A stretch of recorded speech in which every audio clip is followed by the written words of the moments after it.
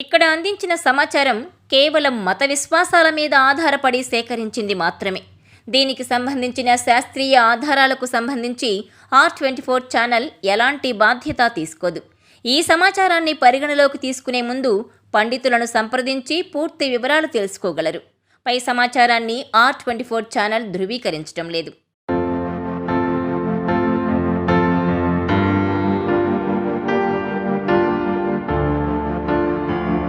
ఉత్తరాయణ పుణ్యకాలం కోసం ఎదురుచూస్తూ అంపశయ్యపై ఉన్న సమయంలో భీష్మ పితామహుడు పాండవులకు ఎన్నో ఉపదేశాలు చేశారు.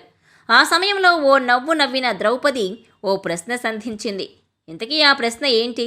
ద్రౌపది అడిగిన ప్రశ్న వెనుక అర్థమేంటి? భీష్ముడు ద్రౌపదికి ఎలాంటి సమాధానం చెప్పారు? Watch this R24 special.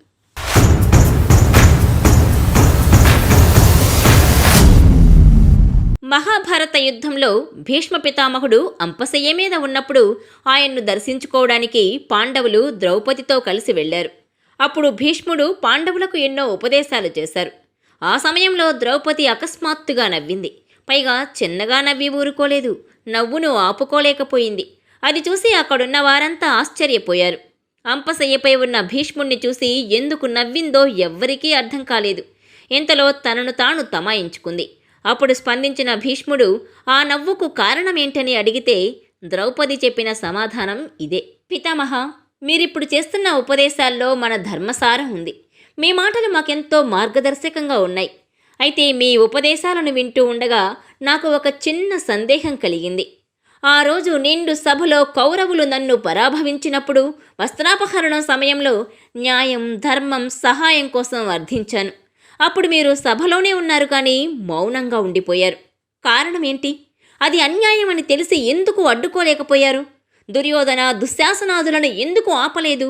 అంత అన్యాయం జరుగుతుంటే మౌనంగా ఉండిపోయిన మీరు ఇప్పుడు మంచి మంచి ఉపదేశాలు ఇస్తున్నారు. మీ మాటలు వింటుంటే ఆనాటి సంఘటన గుర్తొచ్చి నవ్వొచ్చిందని వినమ్రంగానే చెప్పింది. ఆ మాట వినగానే గంభీరంగా మారిపోయిన భీష్ముడు ఆ సమయంలో తాను ఎందుకు అంత మౌనంగా ఉన్నానో కారణమేంటో వివరించారు. ద్రౌపది, ఆ సమయంలో నేను దుర్యోధనుడు పెట్టిన తిండి తింటున్నాను. నా శరీరంలోని రక్తంలో ఆ ఆహారం, దాని తాలూకు లక్షణాలే ప్రవహిస్తూ వచ్చాయి. దుర్యోధనుడు పెట్టిన తిండి తినడం వల్ల నా ఆలోచన, ప్రవర్తన, బుద్ధి అన్నిటి మీద దుష్ప్రభావం పడింది. కానీ ఇప్పుడు అర్జునుడి బాణాలతో ఏర్పడిన అంపశయ్యపై ఉన్న నా శరీరం నుంచి ఒక్కో రక్తపు బొట్టు బయటకు స్రవించింది.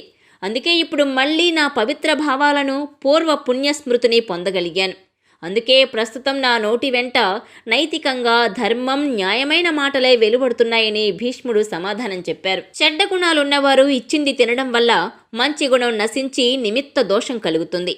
ఇందుకు ఉదాహరణే భీష్ముడు చెప్పిన విషయం. అంటే మనం తినే ఆహారాన్ని వండేవారు కూడా మంచి స్వభావం కలిగి ఉండాలి. వండిన ఆహారాన్ని క్రిమికీటకాలు, పక్షులు, జంతువులు ముట్టుకోకూడదు. ఆహారం మీద దుమ్ము, తల వెంట్రుకలు పడకూడదు. అపరిశుభ్రమైన ఆహారం అసహ్యాన్ని కలిగిస్తే, వక్రబుద్ధి, చికాకుతో వండిన భోజనం చేస్తే దుష్టగుణాలు కలుగుతాయి.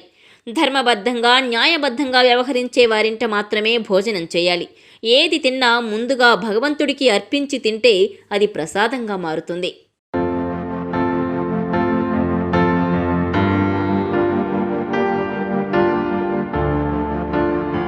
ఈ వీడియో మీకు నచ్చినట్లయితే please share, like and subscribe R24 Telugu.